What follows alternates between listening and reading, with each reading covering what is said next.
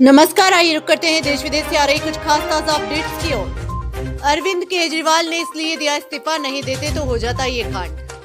केंद्र शासित प्रदेश दिल्ली को नया मुख्यमंत्री मिलने वाला है। शराब नीति मामले में 13 सितंबर को तिहाड़ जेल से रिहा हुए सीएम अरविंद केजरीवाल ने रविवार को बड़ा ऐलान करते हुए कहा कि वो 2 दिन के बाद मुख्यमंत्री की कुर्सी छोड़ देंगे। जेल से निकलने के बाद अरविंद केजरीवाल के लिए बड़ी दिक्कतें आ रही हैं।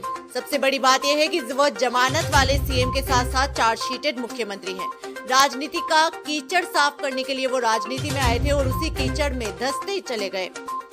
अंदाजा लगाइए कि नैतिकता का पाठ पढ़ाने वाला सीएम ना तो ऑफिस जा पाएगा और ना ही सचिवालय, किसी आदेश पर हस्ताक्षर भी नहीं करेगा, यानी सिर्फ नाम का मुख्यमंत्री रहेगा। ऐसे में भाजपा भला उन्हें कैसे बख्श देगी।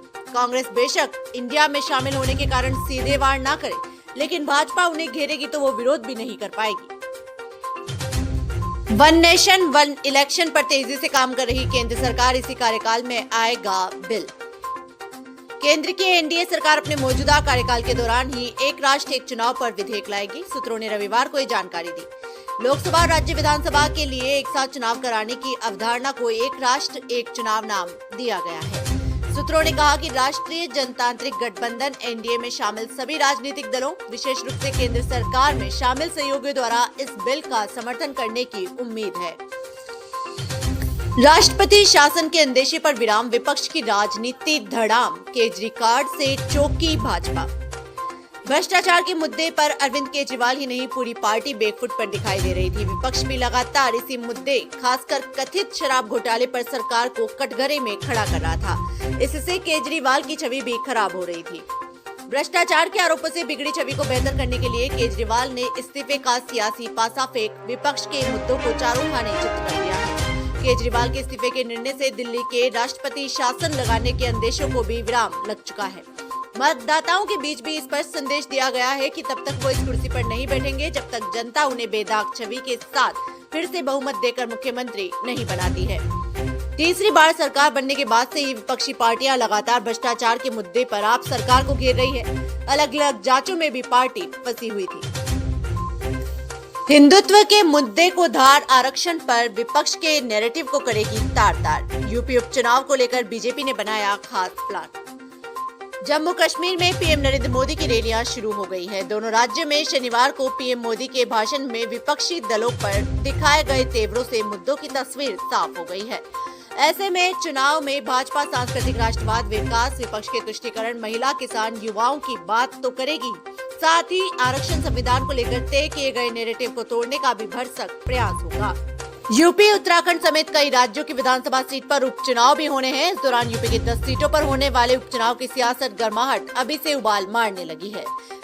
इन सीटों पर होना है उपचुनाव। यूपी की करहल, मिल्कीपुर, कटेरी, कुंद्रकी, गाजियाबाद, खेर, मीरापुर, फुलपुर, झरवा, मंझवा और सीसामऊ पर उपचुनाव होना है।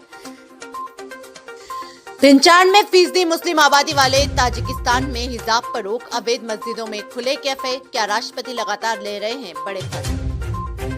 लगभग सारे ही इस्लामिक देश महिलाओं के लिए खास ड्रेस कोड और तरीके की बात करते रहे, वही ताजिकिस्तान एकदम अलग दिख रहा है। वहाँ की सरकार ने हिजाब और दाढ़ी बढ़ाने पर रोक लगा। इसके अलावा बच्चे सार्वजनिक रूप से धार्मिक आयोजनों में शामिल नहीं हो सकते। सरकार देश में मस्जिदों को भी बंद कर रही है और उनकी जगह व्यावसायिक दुकानें ले रही है। जाने कौन और किस तर्क के साथ हो रहा है ये बदलाव। लगाया कानूनी बैन। ताजिकिस्तान में राष्ट्रपति इमोमोली रहमोन लगातार हिजाब को विदेशी परिधान कहते रहे। वो पब्लिक प्लेस में इससे पहनने के खिलाफ बोलते रहे। हालांकि इस पर कोई नियम या सजा नहीं थी। 2 महीने पहले इस देश ने संसद में बकायदा प्रस्ताव पास कराते हुए हिजाब पर ही पाबंदी लगा दी। इसके तहत हिजाब पहनने, खरीदने, बेचने पर और इसे बढ़ावा देने पर भी प्रतिबंध है। साल 2020 में इस देश की कुल आबादी 96% से भी ज्यादा यहाँ मुस्लिम थे। ऐसे में इस तरह के फैसले चौंकाते हैं। राष्ट्रपति इमोमोली रहमोन इन कदमों के पीछे कई वजह गिना रहे हैं, जिसमें सबसे पहला है धार्मिक कट्टरता को कम करते हुए दुनिया को बाकी दुनिया से जुड़ना। 90 के दशक में सोवियत संघ रूस से अलग होने के बाद ताजिकिस्तान में ढेर की ढेर कट्टरपंथी ताकतें उभरी थी और आपस में लड़कर सत्ता पाना चाहती थी। और आजादी के लगभग 6 सालों तक यहाँ युद्ध चलता रहा और इसका नतीजा ये निकला।